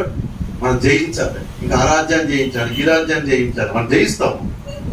రాజుకు మళ్ళీ ఏమవుతుంది? వాటం వస్తుంది. రాజుకి ఏమవుతుంది? వెళ్తాడు, ఓడిపోతాడు. ఓడిపోయి కదా ఊరుకుంటాడా? మళ్ళా జయితాను అనుకుంటాడు. అర్థం. రాజు యొక్క జయధ్వని ఎవరిలో ఉందంటే ఇశ్రాయేల్లో ఉందంట. అర్థం ఏంటంటే మన జీవితంలో అపజయాలు అనేవి వస్తూ ఉంటాయి. వచ్చినప్పుడు అక్కడ కుంగిపోవడం, నేను జయిస్తాను, పడిపోయిన నా కుటుంబం మళ్ళీ లెగిస్తుంది, పడిపోయి నేను మళ్ళీ లెగిస్తాను, నేను జయిస్తాను అనే ఒక స్వభావం ఎవరిలో ఉందంటే ఇశ్రాయేల్లో ఉందని తెలుస్తుంది. ఉదాహరణకు చెప్పాలంటే అతని జీవితం చూసుకుంటాము. బిడ్డలందరూ కూడా అంతకులు అయిపోయారు. గొప్ప కుటుంబంగా దేవుడు ఇచ్చాడు. ఇంచుమించుగా 12 మంది కొడుకులు, అందులో ఇంచుమించుగా 10 మంది అంతకులు అయ్యారు. అంతకులు. యాకోబు యొక్క అవమానం అయిపోయింది. ఊరంతా అవమానం. ఏంటని బిడ్డ ఎలా పెంచో, వాళ్ళు అంతకులు అయిపోయారేంటి, అన్యాయంగా ఉంది చంపేశారేంటి అనే ఒక నింద అతను వెంబడించేసింది. కుటుంబం పతనం అయిపోతుంది, ఏమీ లేదు అనుకున్నప్పుడు యాకోబు డల్ అయిపోలేదు. పదండి దేవుని దగ్గరికి వెళ్తామంటే మనం బేతేలికి వెళ్తాము, అక్కడే మన జవాబు. అంటే యాకోబులో ఒక విశ్వాసం ఏంటంటే, ఈ పడిపోయిన నా కుటుంబం మళ్ళీ పైకి లెగిస్తుంది. దేవుని స్తోత్రం. ఉందా విశ్వాసం నీలోని? అంటే జయమగలు నా బ్రతుకు మారుతుంది. ఇలా ఉండిపోను, నేను జయిస్తాను. ఎక్కడ పడిపోయినో, ఎక్కడ ఓడిపోయినో, ఎక్కడ వెనకబడిపోయినో అలా మనం లెగిస్తాను, నేను జయిస్తాననే స్వభావం యాకోబులో ఉంటుంది. యాకోబు నాకు చాలా ఇష్టం అండి. బైబిల్ చాలా మంది అవుతున్నారు. నేను యాకోబు ఎక్కువ స్టడీ చేశాను. యాకోబు కుటుంబ వ్యవస్థ కాపాడుకున్నాడు. ఎవరు కూడా అసలు యాకోబు లోపడేవాడు కాదు. భార్యలే కావచ్చు, బిడ్డలే కావచ్చు, ఎవరు కూడా అంత పర్ఫెక్ట్ గా యాకోబు లోపడ్డవాళ్ళు కాదు. కానీ యాకోబు ఎప్పుడు డల్ అయిపోలేదు, ఎప్పుడు కూడా షేక్ అయిపోలేదు. ప్రతిసారి కూడా తన కుటుంబాన్ని కాపాడుకున్నాడు. ప్రతి సందర్భంలో కూడా యాకోబు చంపుతానన్నాడు, అప్పుడేం చచ్చిపోతే పెంగిట్టాడా? దేవుని వైపు చూశాడు. అంటే యాకోబు జీవితంలో ఎదురవుతున్న ప్రతి పోరాటాన్ని నేను జయిస్తాను, నేను గెలుస్తాను నమ్మకం ముందుకు పోయాడు. దేవుని స్తోత్రం. అది యాకోబు జీవితం. యాకోబు జీవితం ఏంటంటే జయధ్వని ఉందండి. అంటే నేను ఈ పాయింట్ ఒకటి నేర్చుకోవాలంటే, పడిపోయావా, నీకేమనిపించాలి? ఇంకేం లెగుతామండి, ఇంకేం లెగుతాం, అయిపోయింది మన బతుకు. ఎక్కడో కొటేషన్ చదివాను, సెల్లో తీసాను, వినాయకంగా పెట్టారండి.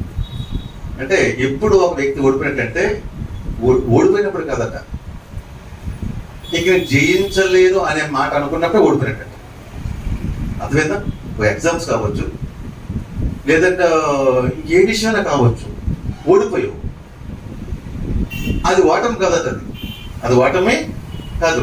నేను మరలా జయించలేను అనేదే నీకు ఓటమి.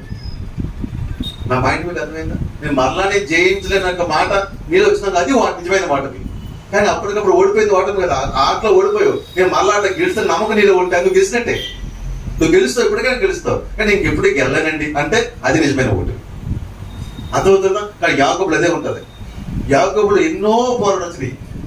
భార్యతోనూ, బిడ్డతోనూ, ఇద్దరు పొరుగు వారితోనూ, అన్నగారితోనూ, అందరితో వచ్చినప్పుడు కూడా యాకోబులు ఒకే ఒక ఆలోచన, నేను లెగుస్తాను, నేను ముందుకు వెళ్తాను అనేది ఒక ఆలోచన. నేను స్తోత్రం. కాబట్టి దేవుని బిడ్డగా నీలో ఉండవచ్చు తెలుసా, నేను జయిస్తాను, నేను జయిస్తాను.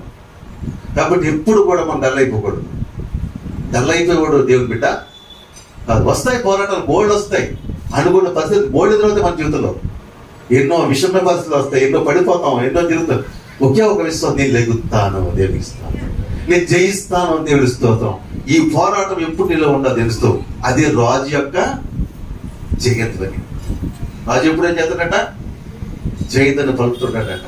కాబట్టి నేను ఎవరన్నా గొప్ప తీయచ్చు, అయిపోయింది ఏమని అంటారు, ఏమన్నా అవ్వలేదు, ఇంకా ఉంది తెలుస్తాను, ఇంకా అవ్వలేదు, ముందుకెళ్తాను తెలుస్తాను. నేను పడిపోయినా నేను పడిపో లేస్తాను దేవుని స్తోత్రం.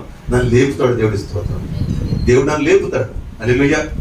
అదే పోరాటంతో నేను యాకోబు జీవితం కొనసాగింది. చూడడానికి పడిపోయినట్టు ఉంది యాకోబు జీవితం, చూడడానికి పతనమైనట్టు ఉంది యాకోబు జీవితం, కానీ ఎప్పుడూ కూడా ఆ అనుభవంలో లేవు. కాబట్టి ఈ వాక్యం బట్టి మీరు నేర్చుకున్న ఒక పాట విని చెప్తే నేను ముందుకు వెళ్ళిపోతాను తెలుస్తుంది. ఒక దేవుని బిడ్డగా ఇశ్రాయేలుగా నువ్వు ఉండాలనుకుంటే దేవుడికి జయము, నేను జయిస్తానన్నాడు, దేవుడు జయిస్తాను. కానీ నేను ఓడిపోయిన ప్రభావ, నన్ను పతనమైపోయినా నీకు దేవుడు జయం చేయలేడు. అర్థమవుతుందా? నన్ను లేపు ప్రభు అంటే చేయదెత్తు, కానీ నేను పడిపోయిన ప్రభు చేయకపోతే దేవుడు వెతుకుంటాడు. అర్థమవుతుందా? కాబట్టి ఏదన్నా నన్ను పాపంలో పడిపోయిన ప్రభు నన్ను లేవనెత్తంటే లేపుతాడు. నువ్వు చెయ్యకుండా పాపలు ఆనందిస్తావు అంటే నేనేమో లేపుతాడు దేవుడు. పాపాలను గౌరవించుకుని పాపలో కూరుకుపోయి నువ్వు చెయ్యకపోతే దేవుడు ఆనందిస్తాడు నీకు. కాబట్టి నేను పడిపోయిన ప్రభావాన్ని ఒక చేయడానికి అంది లేపుతాడు దేవుడి స్తోత్రం. కాబట్టి అంటే లేవాలని నీకు ఆశ నీకు ఉండాలి, జయిస్తాను నాకు నమ్మకం నీలో ఉంటుంది దేవుడి స్తోత్రం. ఈరోజు ఒక మాట ఏంటంటే, ఈ సెషన్ మనం ముందుకు వెళ్ళిపోతున్నాము. నీలో నాలో ఉండవలసిన విషయం ఏంటి? అంతే. ఈ కుటుంబం ఎలా ఉంటుందో ఇంక పైకి వెళ్తాను దేవుడి స్తోత్రం. నేను ప్రతి కుటుంబం ఇలాగే దీవిస్తాను దేవుడి స్తోత్రం. నేను ఎలాగ ఉంటాను దేవుడి స్తోత్రం.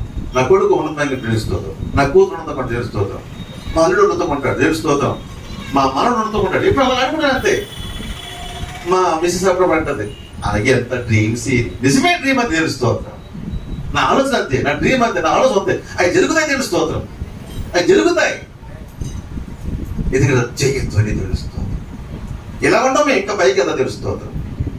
ఇలా ఉన్నా అనిపించింది, చూడడానికి అలా అనిపిస్తుంది. బస్సు అన్ని ఎలా ఉంటాయి, అంత మూసిపోయి, అంత ఆగిపోయి, అంత పడిపోయి ఏమి కూడా అనుకుంటున్నాం. కానీ జయిస్తాను దేవుడి స్తోత్రం, నేను లేస్తాను దేవుడి స్తోత్రం. అది మన పోరాటం. అది యాకోబు అంటారా, జయతోనే అంట. ఇశ్రాయేలు ఏముందట, అది ఎప్పుడు మనం కోల్పోకూడదు, ఎప్పుడు కోల్పోకూడదు. నేను చాలా రాత పాటలు ఇలా రాస్తుంది తెలుసు.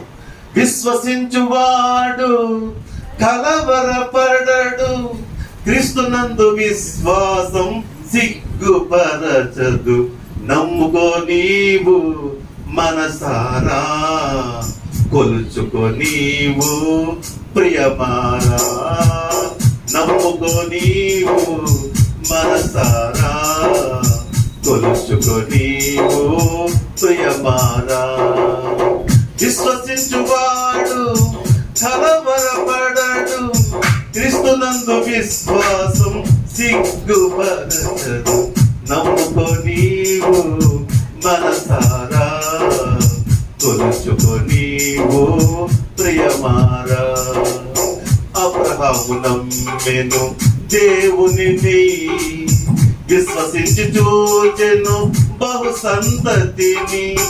అబ్రహాము నమ్మెను దేవునిని, విశ్వసించి చూచెను బహు సంతతిని. సాక్షిగా మారెను తరమంతటికి. హల్లెలూయా. కాబట్టి మన విశ్వాసం ఎప్పుడూ కృంగిపోకూడదు.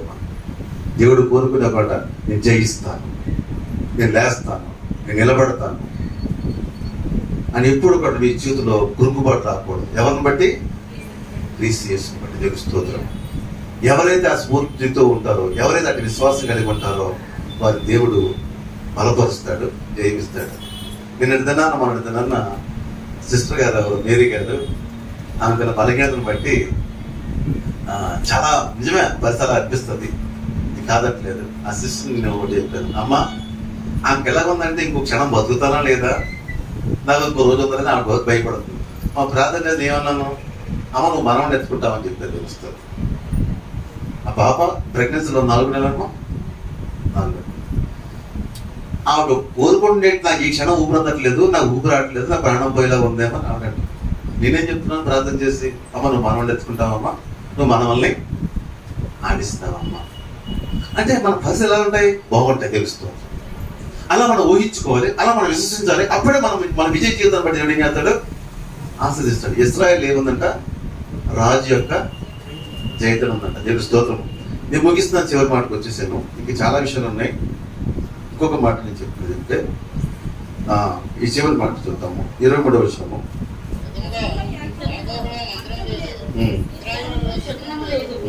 ఆయా కాలమునందు దేవుని కార్యములు యాకోబు వంశస్థుల ఇశ్రాయేలుకు తెలియజెప్పబడు. హల్లెలూయా. దేవుడు నీకు తోడై ఉండాలంటే, దేవుడిని దీవించాలంటే, దేవుడికి సహాయం చేయాలంటే ఇశ్రాయేలు ఏం లేదు, ఇశ్రాయేల్ ఏం లేదు, యాకోబులో మంత్రము లేదు, ఇశ్రాయేల్లో శకునము లేదు. ఇప్పుడు పరిస్థితి ఏంటి ఇక్కడ చెప్పు? ఇవాళ ఏమరో అమ్మా, శుక్రవారం డబ్బులు ఎవరికి ఇవ్వకూడదండి, మంగళవారం వెళ్ళకూడదండి. అబ్బా అందరూ ఇశ్రాయేల్ ప్రజలే కదా. ఏదైనా కార్యం అంటే ముందు క్యాలెండర్ చూడండి, మంచిలో చూడండి, మంచి సైన్యం చూడండి. సిగ్నల్ కదా అవి. పిల్లలు రత్నం ఆగమ్మా, విజరణ వస్తున్నాం ఆగమ్మా. కాబట్టి ఇలాంటి శకునాలు ఉంటే నువ్వు ఇశ్రాయేలు యాకోబువా? ఇశ్రాయేల్ లేనిదంటే శకునము లేదా? మీకు ఉన్నాయి? ఇప్పుడు ఉన్నాయని అంతరంగంలో ఉంటే ఉన్నాయని ఒప్పుకోండి. మళ్ళీ నీ పేరు ఏంటంటే ఏం చెప్పాలి? ఇప్పుడు యాసేవని చెప్తా, యాకోబు చెప్తావా? నిజంగా నువ్వు సిగ్నల్ చూసే వ్యక్తివి, నిజంగా నువ్వు అలాంటి సెంటిమెంట్ నీకు ఉన్నాయి, అలాంటి అన్ని నువ్వు ఉన్నప్పుడు ఉంటే ఉన్నదని ఒప్పుకో.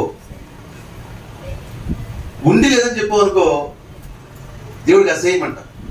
వాక్యం ఏం చెప్తుందంటే ఉంటే వెచ్చగా ఉండు, లేదా చల్లగా ఉండు. నువ్వు వెచ్చగా ఉండి ఏం చేస్తారంట? ఉమ్ము వేస్తారంట. నాకు సహాయం చేయ ప్రభు అని యథార్థంగా లేకపోతే సహాయం చేయకపోగా ఉమ్మేస్తారట. ఎంత అసహ్యం అది. సహాయం అందుకోవచ్చు, నీవు ఉమ్ము వేయించుకుంటే ఉపయోగం ఏంటి? ఎందుకు ఉమ్ము వేయించుకున్నావంటే నీలో ఏమి లేదు, యథార్థత.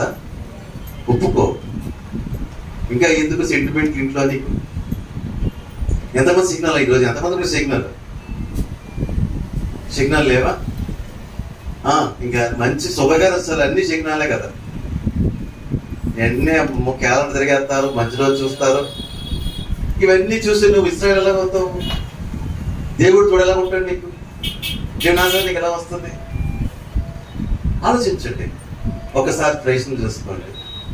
కాబట్టి ఈ రోజున నువ్వు ఆశీర్వాదం పొందాలంటే, దేవుడికి సహాయం అందాలంటే, దేవుడికి తోడై ఉండాలంటే నీలో ఏముండకూడదు?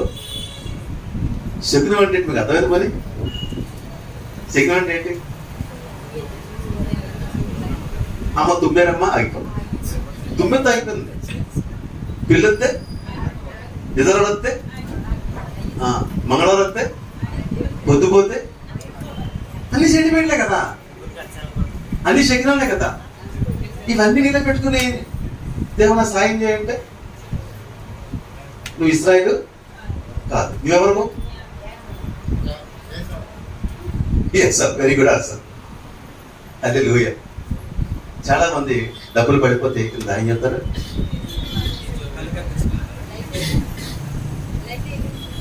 లైట్ అయ్యకుండా డబ్బులు కింద పడిపోతే అర్థమైందా? మరి డబ్బు విషయంలో నీకు ఎలా కనపడుతుంది? నేను సత్యం తెలుసుకున్నాను, ఆ డబ్బులు పడిపోతుంది, ఎవరైనా పడిపోతుంది, చిన్న పడిపోతుంది, నోట్లు పడిపోతుంది. ఎప్పుడు నేను కడగతున్నది. ఒకప్పుడు ఉండేది, ఒకప్పుడు యాషావులో ఉన్నప్పుడు, యాకోబు ఉన్నప్పుడు ఉండేది. కానీ దేవుని తెలుసుకున్న తర్వాత డబ్బును తొక్కొద్దు, డబ్బుని తొక్కొద్దు, డబ్బుని నేలకేసి కొట్టద్దు, డబ్బుని ఇసురు కొట్టద్దు. అది గర్వానికి, అహంకారానికి అర్థమవుతుందా? డబ్బుని నేలకేసి కొట్టద్దు, డబ్బుని ఇసురొద్దు, డబ్బుని నేలకేసి తొక్కొద్దు. అర్థమవుతుంది? డబ్బుని కళ్ళకు అద్దుకోవచ్చు, డబ్బుని ఎత్తి పెట్టుకోవచ్చు. అర్థమవుతుందా? డబ్బు దేవుడు కాకూడదు. ఒక ఆయన నా తెలిసిన ఒక ఆయన రెడ్డి గారు అనమాట, ఒక చిన్న గొడవ అయితే నోట్లో ఇలా ఇసురు కొట్టాడు మా ఇంటికాడ. ఇలా ఇసురు పెట్టడం ఉంటా. మా ఇంట్లో పోయి డబ్బు మీరెంత అన్నాడు. చక్కగా సంవత్సరం తిరిగేటప్పటికి మొత్తం అయిపోయింది. ఎస్ఆర్కే బిల్డింగ్ కింద వైన్ షాప్ ఉంటుంది, మొత్తం లాస్, కంప్లీట్ క్లోజ్. కొద్ది కారణం అదంతా డబ్బు నుంచి చూస్తే కళగా తిట్టుకోవడం మంచిది. ఈరోజు నేను చివరి మాట చెప్తున్నాను, ఇస్రాయల్ ఏం లేదు, శకునం లేదు. ఉందా లేదా? హల్లెలూయా. ఒకవేళ నా ముందు ఒప్పుకోలేకపోయినా అది కరెక్ట్ కాదు, కానీ దేవుని ముందు ఒప్పుకోండి. ప్రభు ఇక్కడ నాలో ఏమున్నాయి, శకునాలు ఉన్నాయి, అందుకే నీ తోడు నాకు రావటం లేదు, నీ సహాయం నేను పొందుకోలేకపోతున్నాను. కాబట్టి ఈ రోజున ముగించే చివరి మాట, ఇశ్రాయేల్లో శకునము లేదు, ఆయా కాలంలో కాలం దేవుడు పెరిగించు. దేవుని స్తోత్రం. హల్లెలూయా. నిజంగా యాకోబుల మంత్రము లేదు. దేవుని స్తోత్రం. మనలో మంత్రం ఉండాలా, ప్రార్థన ఉండాలా? కాబట్టి ప్రశ్న వేసుకుంటాము. ఈ రోజున మనము దేవుని సహాయం పొందుకోవాలంటే, దేవునికి తోడుగా రావాలంటే, దేవుని ఆశీర్వాదం కలగాలంటే మనం ఎలా ఉండాలి? ఇశ్రాయేల్లా ఉంటాడు. దేవుని స్తోత్రం. నేను ముగించేశాను. నేను చివరి మాట ఏంటి? ఫస్ట్ పాయింట్ ఏంటి? మళ్ళీ ఏమి ఉండకూడదు? దోషములు ఉండకూడదు. దోషములు చాలా ఉంటాయి. అన్నీ ఏం చేయాలి? యేసు రక్తంలో కడుక్కో. దుర్భ నా దోషాన్ని క్షమించు. నువ్వు తెలుసో తెలియకో, అజ్ఞానం పొందగలము, తప్పు చేస్తావు, పాపం చేస్తావు, ఆ దోషం ఏం చేసుకోవాలి? ప్రభు రక్తంలో కడుక్కోవాలి. అప్పుడు ఏమో దోషము పరిహరించబడుతుంది. వంకరతనం ఉంది, వంకర బుద్ధి, వంకర మాట నువ్వేం చేయాలి? మానుకోవాలి. అర్థమవుతుందా? కాబట్టి రెండవది వంకతనము తొలగించుకోవాలి. మూడోది ఏమి ఉండాలి? జయి జీవితము, జయించే మనసును ఇలా ఉండాలి, తెలుస్తుంది. నాలుగవది శకునాలకి, మంత్రాలకి దారి. ఇవి లేకుండా ఉంటే ఏం చేస్తాడు? దేవుడికి చేస్తాడట, ఆయనకి సహాయము చేస్తాడు, ఆయన మనకి తోడై ఉంటాడు, ఆయన మనకు ఆశీర్వాదిస్తాడు. దేవుడి స్తోత్రం. కాబట్టి ఈ రోజు నుంచి ఇంకా మంచి ముహూర్తాలు, మంచి రోజులు. బైబిల్ చెప్తే ఏమన్నా అన్ని మంచి రోజులే కదా. ఏ రోజు చేసాడు మంచిది, చెడ్డ రోజని చేయలేదు. కాబట్టి మనం జీవితాలు సరి చేసుకుంటాం, దేవుని ఆశీర్వాదాన్ని పొందుకుంటాం. దేవుడి మాటలు దీవించిన కాక ఆమె ప్రార్థన చేసుకుంటాం.